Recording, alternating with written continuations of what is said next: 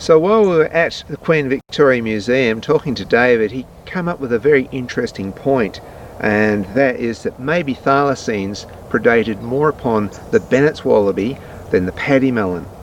And so while we were out east, what we noticed is there were a lot more Bennett's wallaby as roadkill than there were paddy melon. That's very rare because on the western side it's more the other way around. So if this is true, that would make the eastern side more thylacine country than the western side. Having hand raised both of them, I'd say that paddy melons are tough and they're fast little guys. The Bennett's are a little bit more, a bit slower and a bit higher, the height. Imagining that a thylacine would take a wallaby either mid-stride, the paddies go really fast and they also go through the underscrub, whereas a Bennett's might be an easier target. So that's what I got from the museum, a very interesting theory. And of course, as we go around the east coast, what do we get? We get Bennett's wallaby on the side of the road as probably the highest roadkill. So I'm very keen to come back to the east coast again. After this trip we didn't get a thylacine, but maybe next time we will. The Queen Victoria Museum and Art Gallery.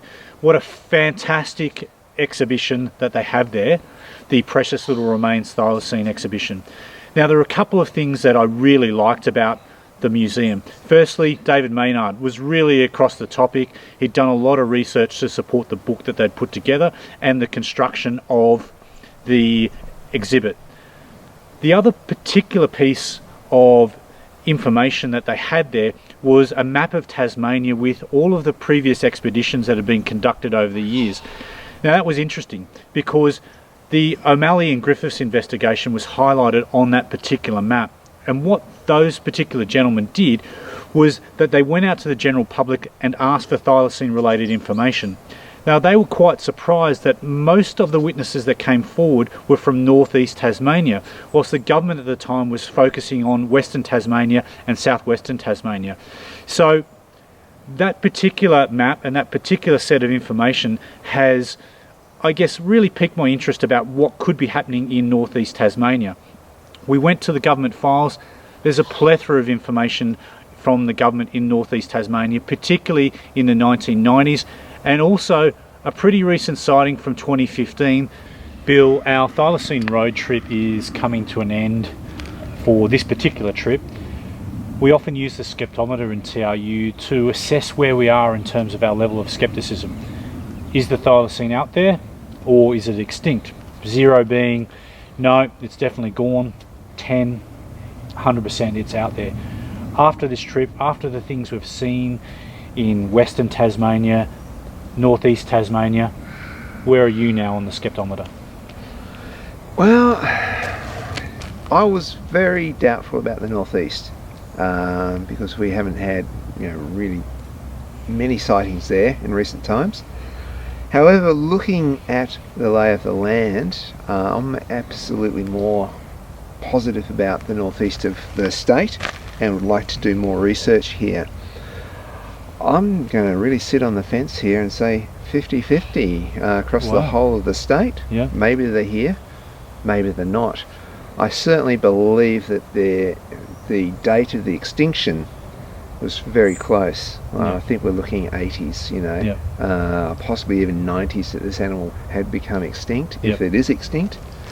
So that sort of makes me sort of think, well, it is, it's possible either way. I think you can look at it that way for now. I think the further we get away without producing a body, the more skeptical one has to be. Yeah, absolutely.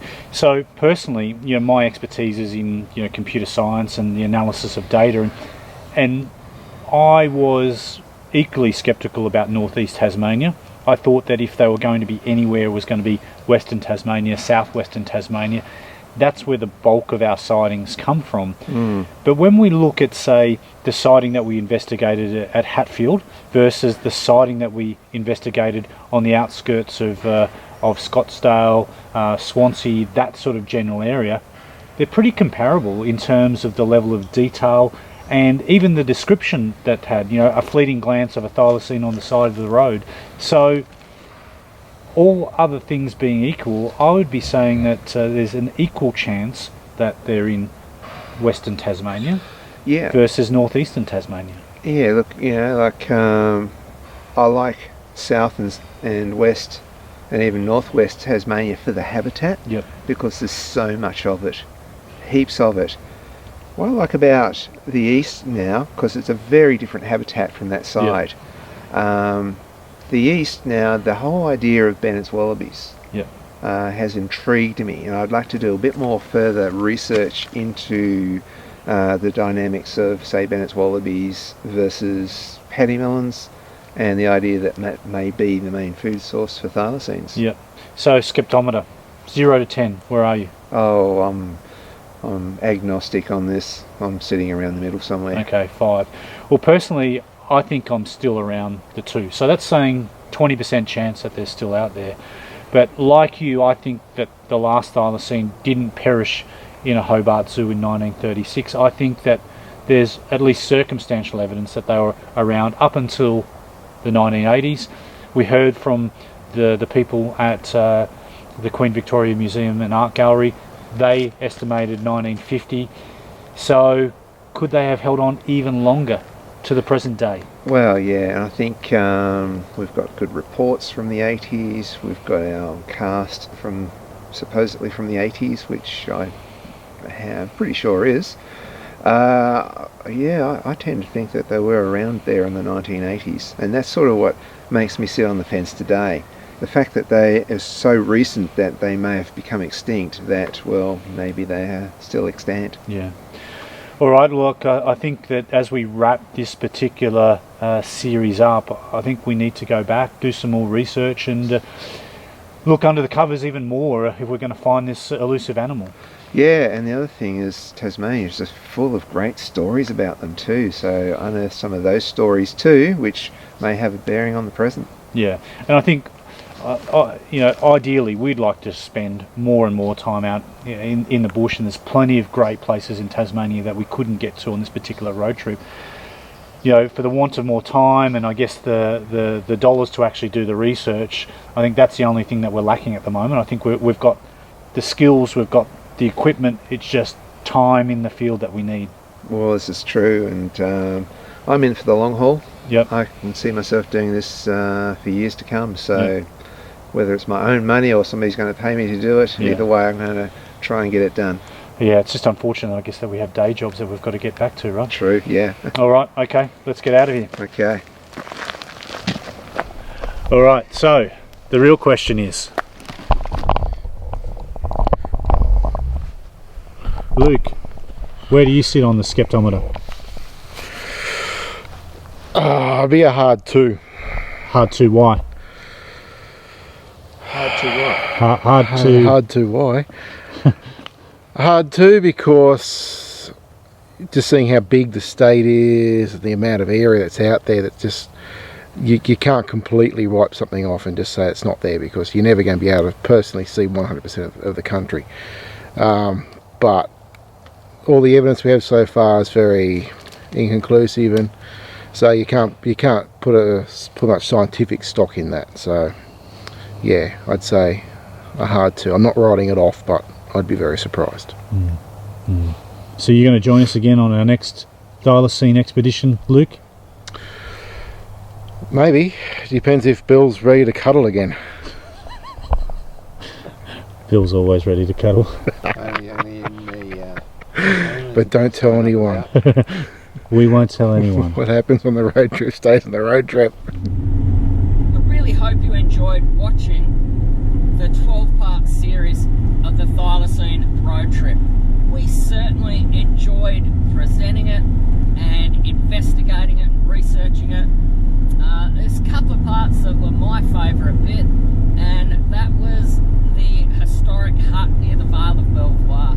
I've got a real passion for historic huts, and I think it harks back to a simpler, more primitive time, not sort of surrounded by modern technology as we are now. It's man and woman versus the world, and that really appeals to me, and I really love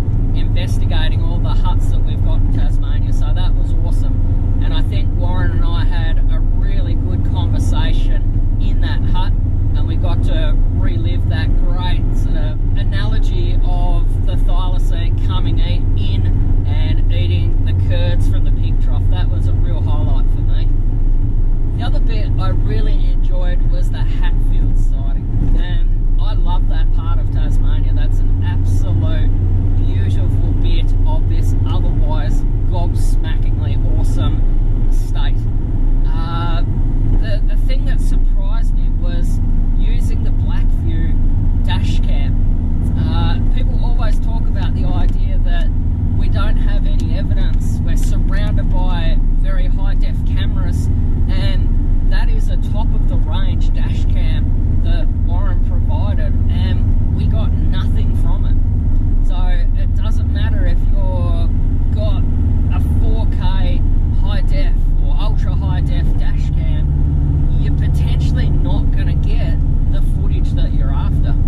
People also talk about the idea that if you've got a phone in your pocket, you're going to get some footage, and in the heat of the moment where you're stunned, I'm not sure that you'd be able to get that phone out and with shaking hands turn it on, start the camera app, flip it to video before that animal walks off. So I'm not convinced that with all this technology that we've got in our vehicles or in our pockets, it still really helps us get the definitive proof that we're after. My personal opinion is that it's trail cameras. They're used extensively in wildlife biology, and if a species is there, you will eventually get it on a high definition trail camera. And so that will continue to be my focus long term, is just trail cameras, trail cameras, trail cameras.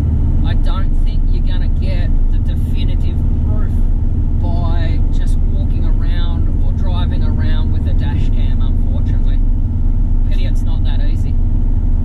The other part of the Hatfields was the sound, that yip yip, and I've heard it many times in the bush, and I'm probably hearing it more now, whether it's more common or it's something that I'm listening out for.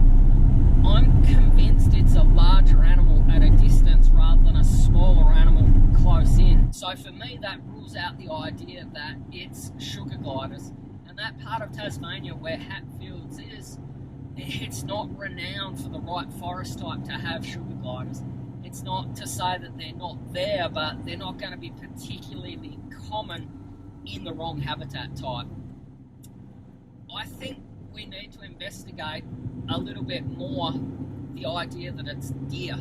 Tasmania's thought to have 1 million deer at this point in time, and the other day I nearly hit one on my motorcycle out near Mole Creek, so they are certainly there, and they're certainly in areas where you wouldn't necessarily think that deer would thrive. One of my mates took me out to a place probably 20 kilometres from Hatfields and showed me a whole bunch of rubs on trees and areas that he would set up a stand. So I'm going to use that information and potentially further investigate that area for deer. And in Tasmania, it's fallow deer. It's the only species we've got. You didn't see as much of me in this series because tragically I got called away partway through because of a death in the family. So for the first half I was there, particularly behind the camera, and there's a couple of days in the middle of it where I wasn't present, and I apologise for that, guys, but family always comes first. Always comes first. So I hope you enjoyed. We certainly enjoyed producing it. Keep an eye on the TRU YouTube channel for more content. We're going to try and get out there and make some more videos, guys, and fingers crossed we can garner enough interest to make TRT 2. So I'll leave you be. I've got a long drive back to home. Catch you next time, guys. I'm out.